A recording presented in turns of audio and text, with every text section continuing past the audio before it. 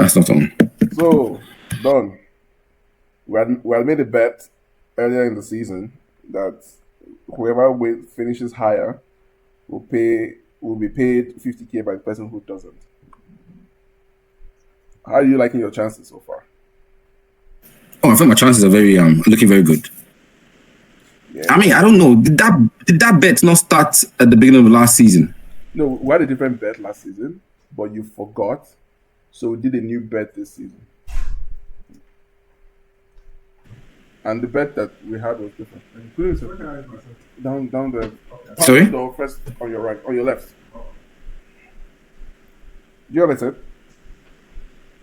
Can you hear me, Don? I didn't hear you. I said I can hear you now. Yeah, when we won the league, we had a bet for that season, but you forgot. Are you sure it was that season or the season after? No. I thought it was the season that just ended. We had a bet. No. It was that season that we won, and I forgot, and you forgot, so we both forgot. So the time that we remember that we forgot was this season when Liverpool was about to win the league. So we said at the start of this season we'll do a bet for whoever finishes higher. So here we are. Okay. All right. That's cool. That's fair enough. And Liverpool have lost 4 games. Yes, they have. They are fucking gone.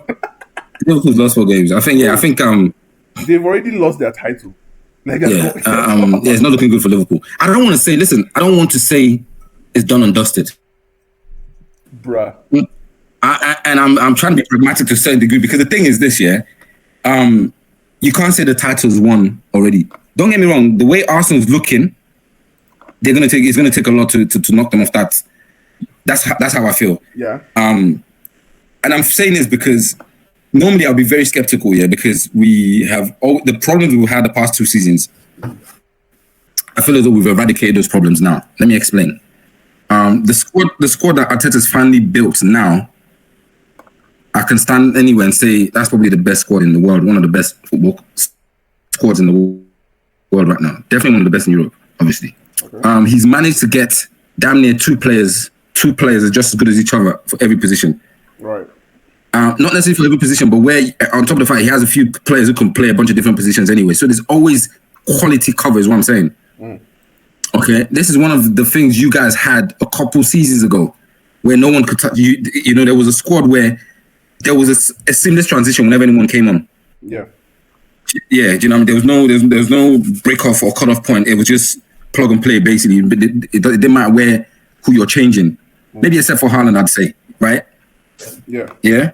Yeah. Sure. Other than that, so I feel as though the squad is built now, because the past couple of seasons, what's cost Arsenal the title has been, we've lost some key players at some point. 2 seasons ago, I remember Saliba getting injured and we just dropped off. Last season, not just we had a bunch of players and fatigue kicked in, and we just didn't have enough legs. Right. We had too many injuries. But now we've had Saka's been injured. No one's batted an eyelid. Odegaard is currently injured. We've got Havertz injured. Jesus is still injured. We're not talking about him. We've got Noni Madueke, who's one of our new boys who's injured. But nobody's worried, because we've got very good backups and quality players that could step in for those players. So that's why I'm a bit more confident than I've always been before. I always knew that once we had injuries before, we would suffer. But now, if injuries, you're not worried, because we have a good squad to cope with it. So it's looking good for Arsenal, I must say. What I was going to say was, it's not that Arsenal has won the league, it's that Liverpool has lost the league. They've already lost. They have this. These 4 matches, they have dropped the title. They put it down on the floor, and they cannot carry it. Yep. So let's address Liverpool now. Yeah. Right. Let's address Liverpool. Going back to Liverpool. Now, one of my best friends, he lives in the UK, Kenna. He's a Liverpool fan. I've known this guy since 98, maybe. We're teenagers. He's a Liverpool fan. My recent trip to the UK a couple months ago, we was having a discussion over dinner with a bunch of us. And I said, yeah, congratulations, you guys won the league, congrats, whatever.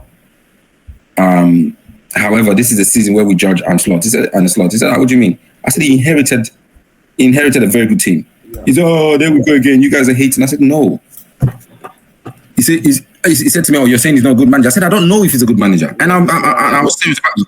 I don't know if he's a good manager because at the end of the day, prior to Ancelotti taking his job, I didn't know about him.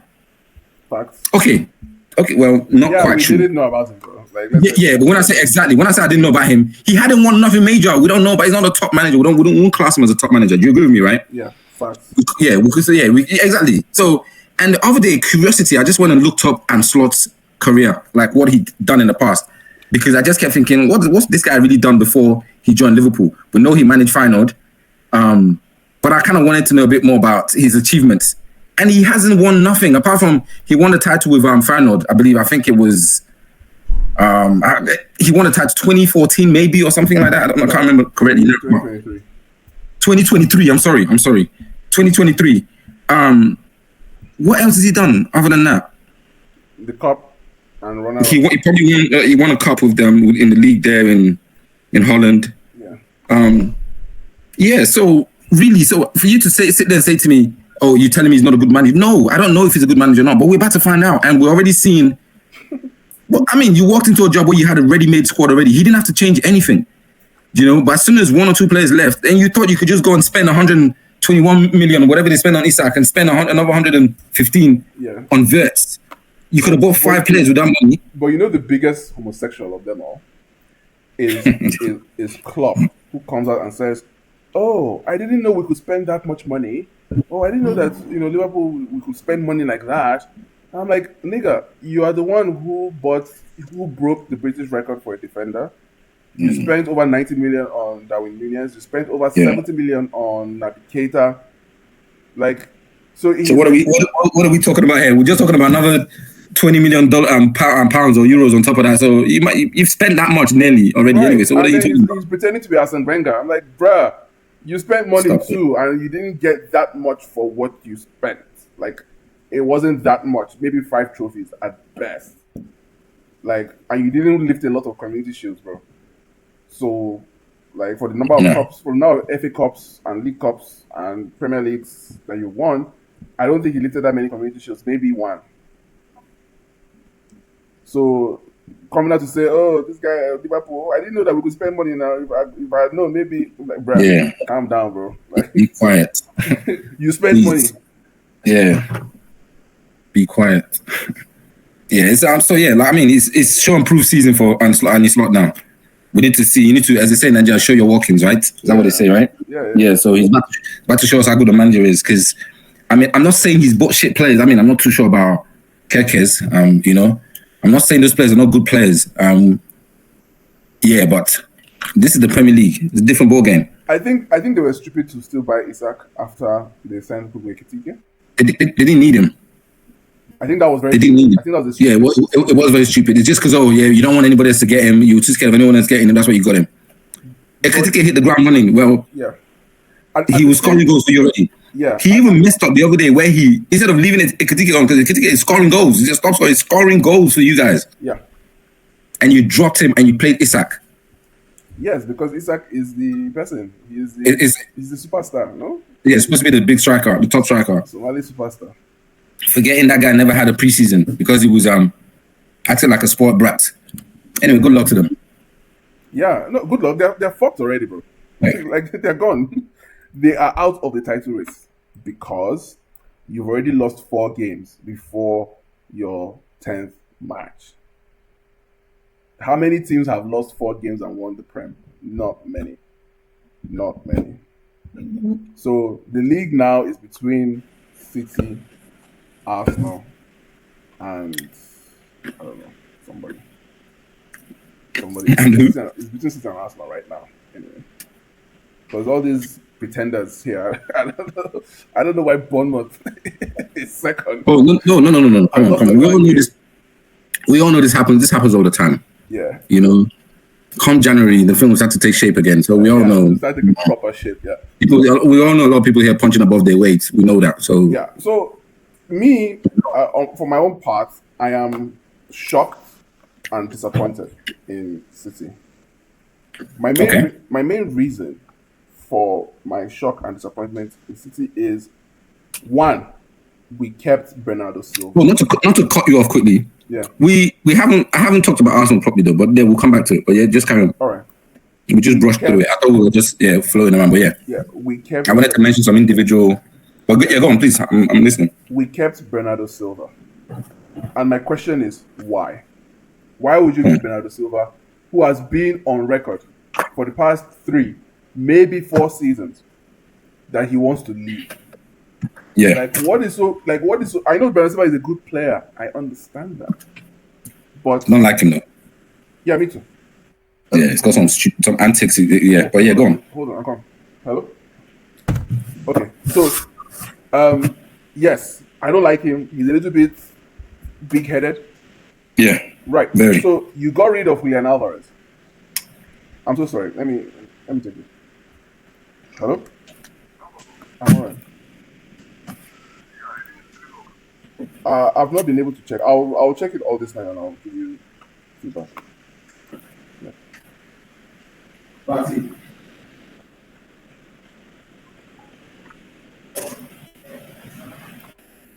Can you hear me?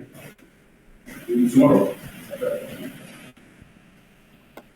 Done. Yes. So this guy wants to get rid of him. Why do I say that they should get rid of him? Because we already signed players to replace him. We signed Claudio Echeverri. Of course, we have Tijani Reinders. We have players that can replace Bernardo Silva at any point in time. Better players. My boy, Claudio, you saw what he did at the Club World Cup. The boy announced himself as a bona fide Man City player. Very good at set pieces. Very good on the ball. Good passes, good sense, good movement, good skills. That boy is everything Bernardo Silva is supposed to be. It's just that Bernardo Silva works hard, allegedly. Right?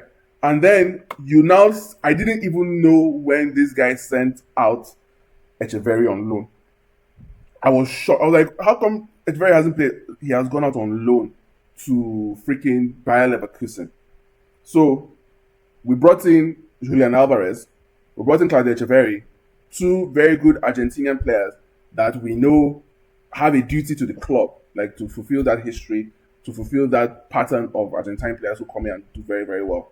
They have goals. They already have their goals set for them to succeed and to endear themselves with the fans as the new Argentine players on the block. The shirt is the same color as that of the country. Like, everything just lines up for those 2 guys to come, and you let them go. Look at Julian. Look at what Julian has been doing for Atletico Madrid. And you're telling me you don't need that type of player in your team. Mm-hmm. Then, okay, Aït-Nouri, fine, but we still don't have a right back. Kyle Walker goes, we do not have a right back still, and we still end up playing Vadio as a left back.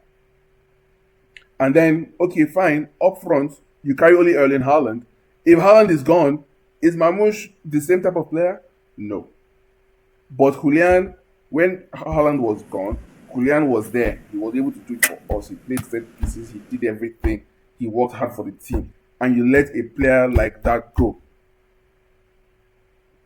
Yeah, I still can't believe that personally. And now we're suffering. Rodri cannot stay alive for his own benefit.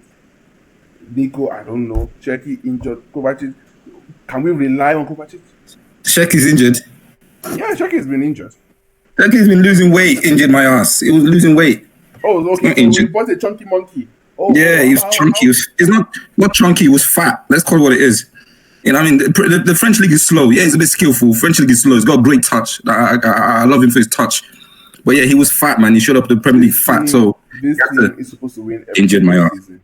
I don't know how we're going to do it, and I just have no words. You said you guys are going to win everything this season. Yes. Is that what you said?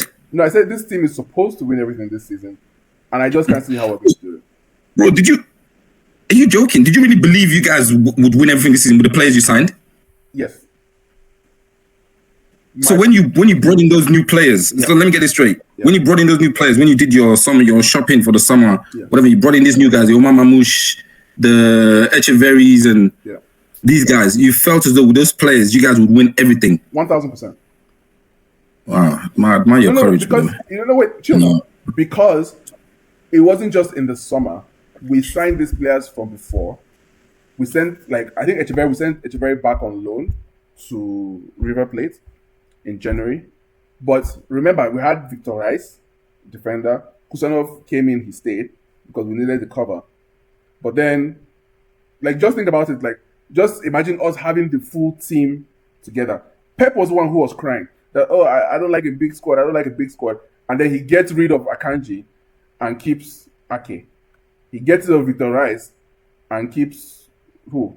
Kusanov. I like Kusanov as well, but my point is that we're still playing midfielders and centre backs in right back. That is the problem here. We don't have an actual genuine right back. So the defense is poor because we're not even playing a proper left back because we're playing Vardio, and even the Aït-Nouri that we signed cannot defend either. So the team is just not properly balanced, and there's no cover for Haaland up front. And I just don't understand how we can survive a season where we're supposed to do everything.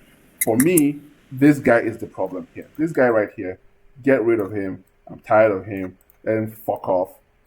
Let this guy here, Bernardo Silva, let him fuck off. Bernardo Silva. Oh my, I want him to go so badly.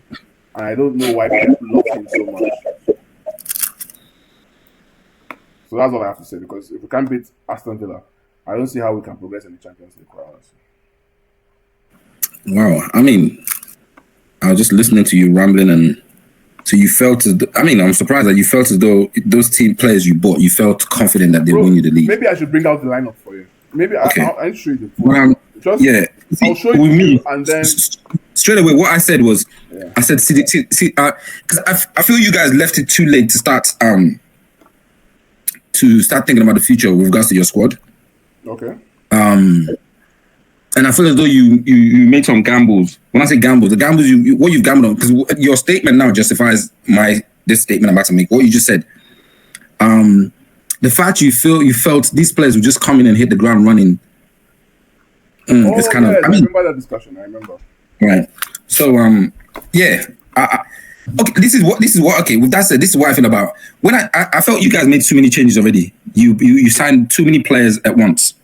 Yeah. I mean, I know we did that too, but you have to look at the type of players we signed. Yeah, I think you guys signed too many players at once. You made too many changes to the squad at once, and I think you're suffering that now. I don't know how it's a gamble thinking all these players you signed, they're all going to start performing straight away. You got to give them time to get to actually the team to start playing. As I told you, this guy right here, you see this boy. Yeah, you said Usman was on loan. No, not Kusanov, Victor Rice. I'm sorry, Echefo is on loan. He's on loan. Claudio. At freaking Bayern Leverkusen. I'm so annoyed with that. This boy, if he was playing in the Premier League, he would be the best player. I know that's a strange thing to say. I understand. Oh, please. Bro, the fact you're saying that, you of all people, you're saying that. His age. Let me tell you something. Okay, for his age. Bro. Right, okay. The boy is... How old is he? He's 19. Yeah, don't worry, Max Diamond's in the Premier League. That's what I'm saying. The boy is bloodshed. The boy, so just give the boy space, let him breathe. But you go and send him to Leverkusen. You know what happens? Oh, the Leverkusen fans will start embracing, oh, we love you, oh, we love you. Then you say he wants to stay, and then that's how he wants to stay, yeah? That's how the boy will go. And I'm like, what is this? So why did you sign this guy? Just to let him go? Why can't you keep him? How much you guys pay for him? Huh? How much did you pay for him? It was under 20 million. Okay, I mean he's a young boy. But if somebody comes with 50 million, we'll sell him. Because we're trying to avoid going to prison. So that is what is annoying me, because I know this boy. This boy is fucking good. And he's not playing for us because of Bernardo Silva.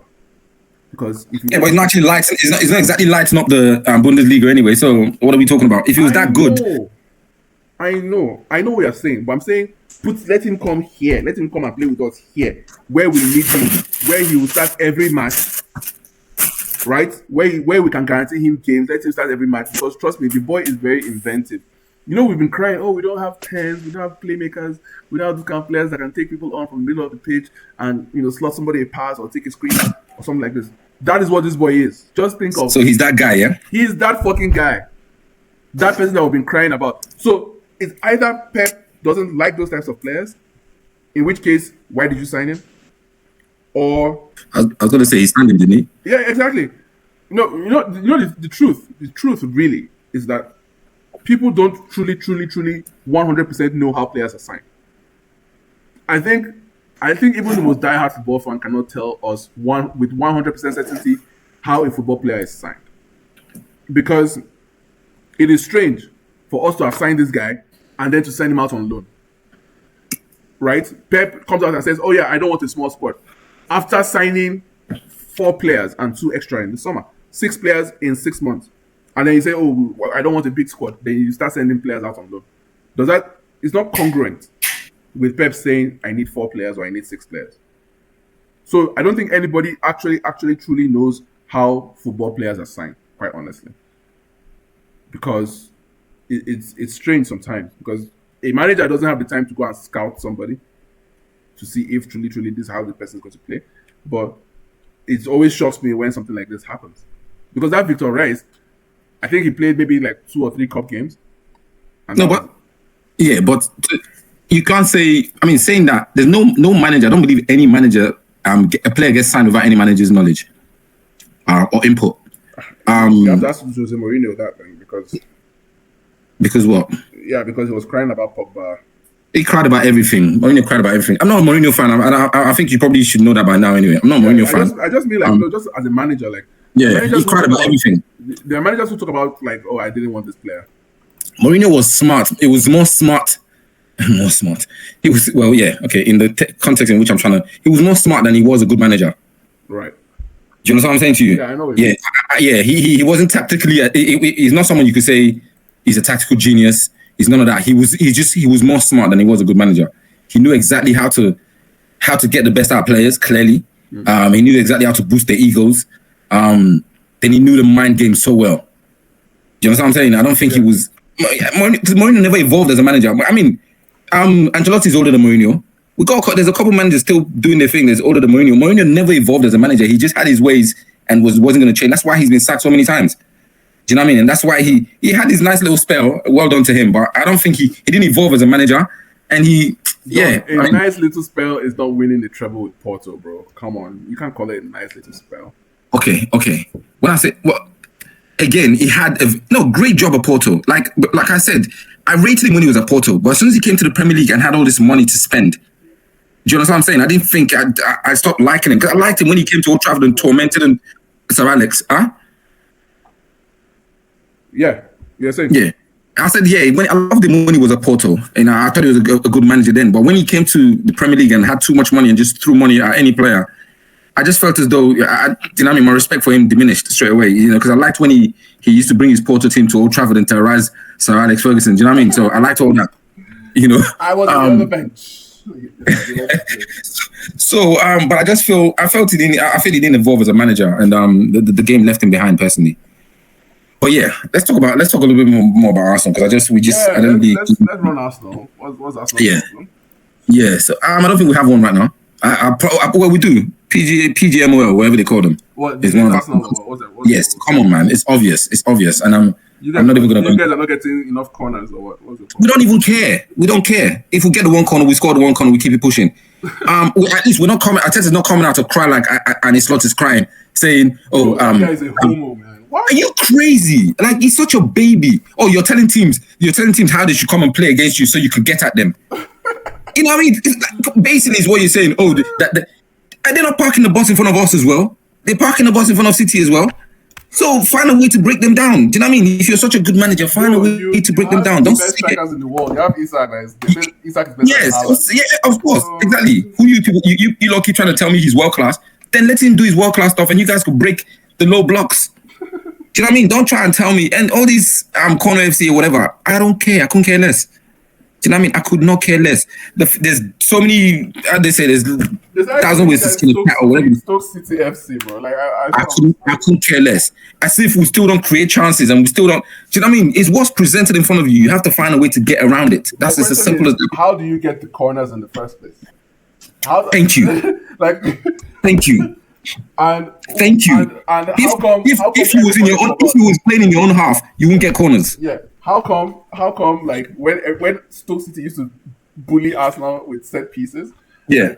Everyone used to It was okay then. It wasn't an issue then. It was funny, and Tony Cruz was a tactical genius. Yes, he was a genius. Oh, what a genius! It's Rory Delap. Rory Delap to do. Yeah, bro. Seriously, you're the one saying it now, not even me. Seriously, if people can't see that there's a certain bias against Arsenal, and I'm not saying I'm an Arsenal fan. Everyone hates Arsenal. Come on, do you know what I mean? It's crazy. I feel the hatred too in my heart. What? Like everyone does. So there isn't nothing. Even if we weren't scoring set pieces, Arsenal wasn't scoring set pieces, and we end up winning the league by blowing teams out. There's still something. They will come up with something anyway, regardless. Everyone hates Arsenal. I think. Come on. So, you know why I think everyone hates Arsenal? Go on. I think it's because of AFTV. You're probably. I mean, you might have a point there. Actually, you might have a point because he has clearly has the biggest following. He was he pioneered this whole. Those guys are insufferable. Yeah, you know that, right? You know, like, okay, Ty is funny, but like his stupidity has to grow on you. You know what I mean? I can't stand him personally. Yeah, no, that's what I'm saying. That's what I'm saying. I can't stand him personally. No, he's not really a regular like that on that show. I mean, a bunch of guys have left. Not anymore because, of course, he would have been driving away viewers, but yeah. Of course, a bunch of guys have left already as well. They were saying, raped somebody. Oh no! That was a long time ago. That's DT, that guy. Yeah, that was a long time ago. The stalking. You know what I mean? But I'm talking about in the past couple of weeks. Oh really? Yeah. So the guy that does the stats analysis mostly, there's quite adept actually. James with the glasses. Yeah. He's left. There's another guy they call Turkish. Yeah, I know Turkish. With the beard, yeah, Turkish is left also. Oh, that's a shame. You know, so yeah. Don's still there because I feel like he does more of his own show now. No. Who's that? Don Robbie. Yeah, Don's still there. Oh really? Don's still there. Yeah, but again, we're talking about Arsenal. I mean, we are kind of still in a way talking about Arsenal. Yeah. But yeah, so what I feel about Arsenal this season, I feel Arsenal has every angle covered, right? Yeah. And the crazy thing about this Arsenal team, as good as this team is not right now, yeah. I mean, we haven't even kicked into gear yet. But I mean, I'm saying I guess that's the same for most these other teams. But the reason I'm saying that mostly about Arsenal is because I mean we're top of the league. And we're playing. They've already established themselves. Yeah. They already have the identity. They already know who they are. They already have the centre forward. So really, Arsenal doesn't have anything in their way other than themselves. I think it's ours. I think it's ours to lose. To be honest. And I think the thing is, we still got gears to actually hit. Like because the thing is, 3-4-0. As good as our back line is, when our forward line kind of in a way clicks, it could be scary also. And if that happens, I feel we could run away with the league. Yeah, it could. That's why I really feel because I just feel as though as an Arsenal fan, I'm looking at a different team. I'm looking at a different mentality. I'm like at all cost. Do you know what I mean? So it obviously it's about fucking time. It's nice to see. And I feel like I said, if our forward line ends up kicking into, if they click, yeah, it could be night to be honest for the league. So yeah, that's I mean we're doing great so far. There's more to come. I feel as though also we have this. I mean the way that because we're still fighting in all competitions anyway. I feel people will get to play because there's some players I want to see a bit more of them. Like who don't see more? I want to see more of people like Pierre Nkapie, the guy that we just signed from. But at the end of the day, that can't happen because Calafiori is in the form of his life currently. Yeah. We signed him from Bayer Leverkusen. He's Ecuadorian. Option to buy, yeah. But we just loaned him because I think we maxed out and they're going to sign him in the summer. I want to see more of Ethan Nwaneri. I definitely want to see more of Max Dowman. But again, once the EFL is.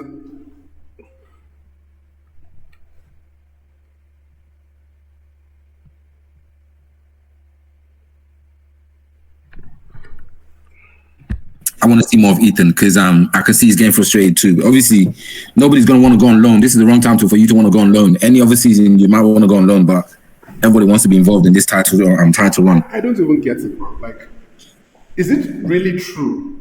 Is it really true that the player is not truly happy playing football? Like, okay, I understand it's a World Cup year. Yeah. So you want to play as much as possible. So you can give yourself a chance of playing for your country. Yeah. Maybe that's why everyone's sensitive nowadays.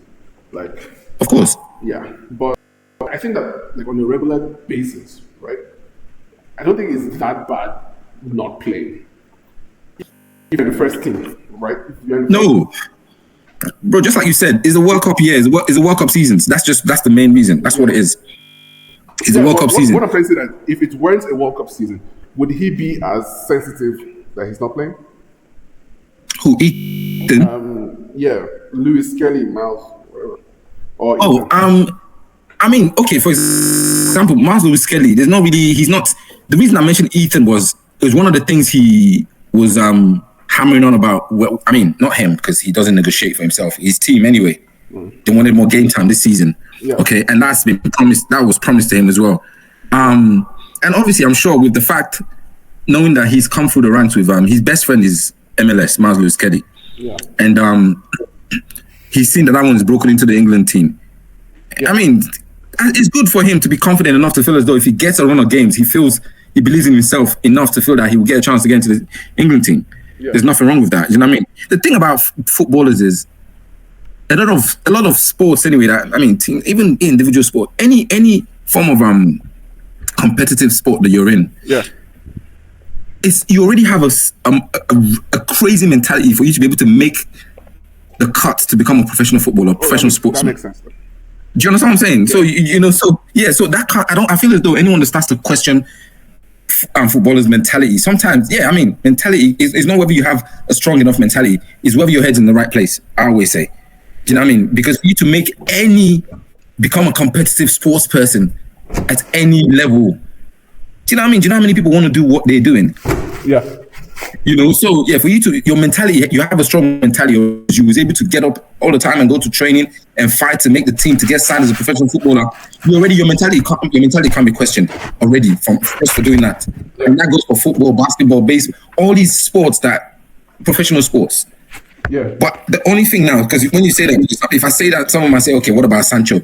No, is whether his head is, that's what you have to question. Right. You know, so but players act differently when just so you're playing, so you can be seen. Do you know what I mean? But for someone like Ethan now, you won't want to go alone when your team has a chance of.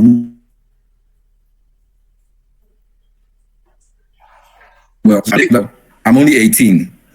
God willing, I can still play some more World Cups.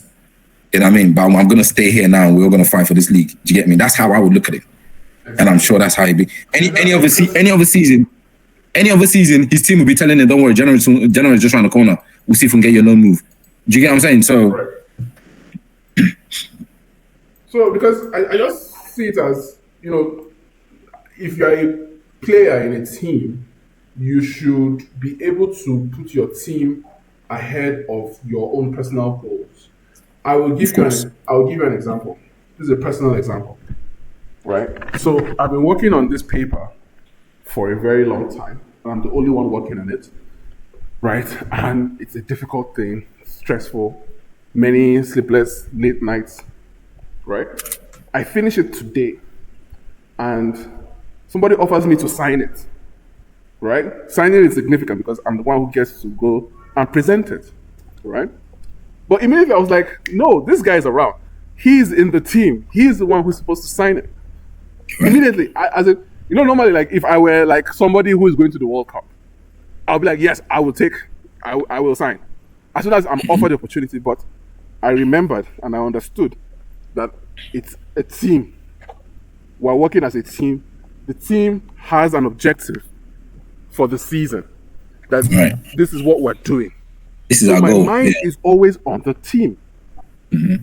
So I don't see myself as that selfish player who would say, no, I don't care what the team wants. I have my own objective. Yeah. You know what I mean? Yeah. I have my own objective. So I just noticed that today, like when that thing happened, because on a regular basis, like somebody else would have signed. But I went and gave it to the guy so he would sign. He didn't touch it. He didn't even work on it. You know what I mean? Yeah, he didn't put one word inside. But I put it and I gave him and he signed. Teamwork. You get the point? Yeah. So I just think like at the very highest level, there is a point where you can make a sacrifice for the team. Yeah. So the issue is that maybe at a particular point, maybe at a particular point, you should now turn around and expect others to make the sacrifice for you. Yeah, well, of course, I see. Yeah, I see where you're coming from or where you're going. You see, but the thing is, this is just me trying to say from the player's standpoint, right? Yeah. And most importantly, a young player's standpoint. Yeah. Do you know what I'm saying? Yeah, and I can relate. Let me tell you why I can relate. When I was about 17, 18, right? Yeah. I used to play Sunday league football. Yeah. And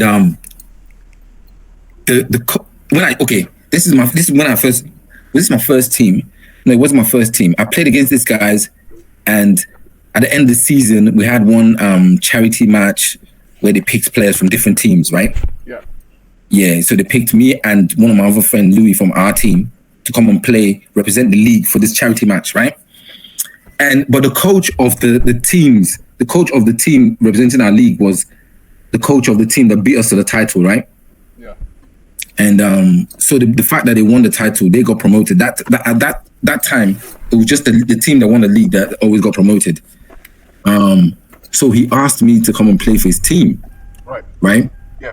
Now, my friend Louis was older than me. Louis was a very good player. Louis had trials for Watford. Nice. Yeah, Louis had trials for Watford. Louis wasn't serious, if I'm being completely honest.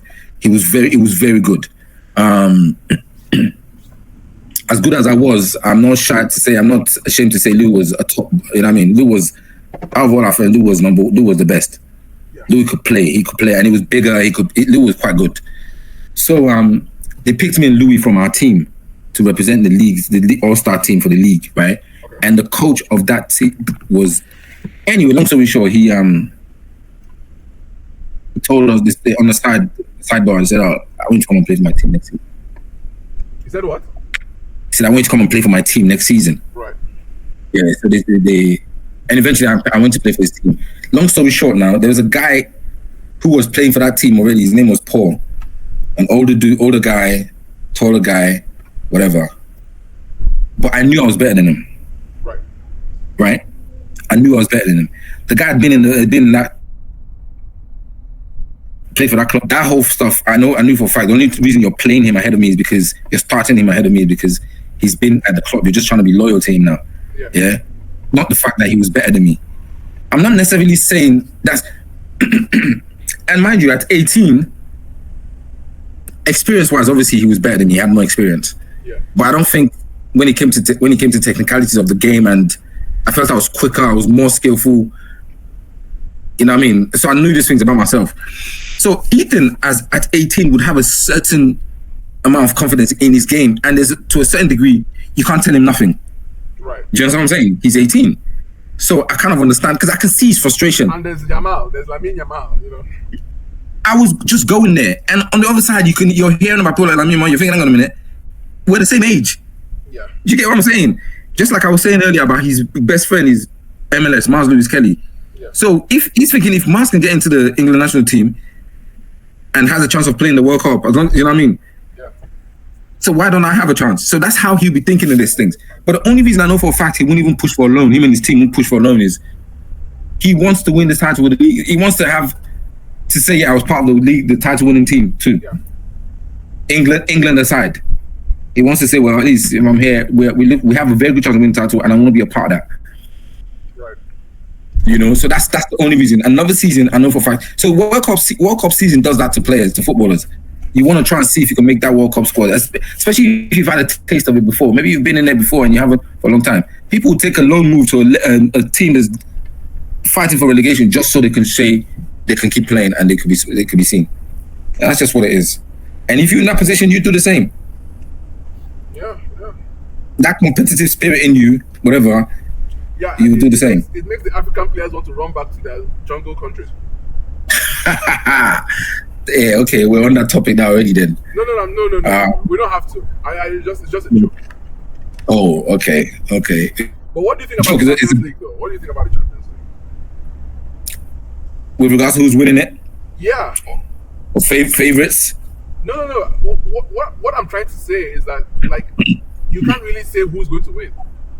No, you can't, of course. Everybody is inevitable, you know what I mean? Yeah. Well, That's exactly, except PSG though. You know. yeah. They have to be favorites. They favored because they're champions. At this point, anyway. And they have the most goals scored. Yeah. So I see them as favorites, and it's only right.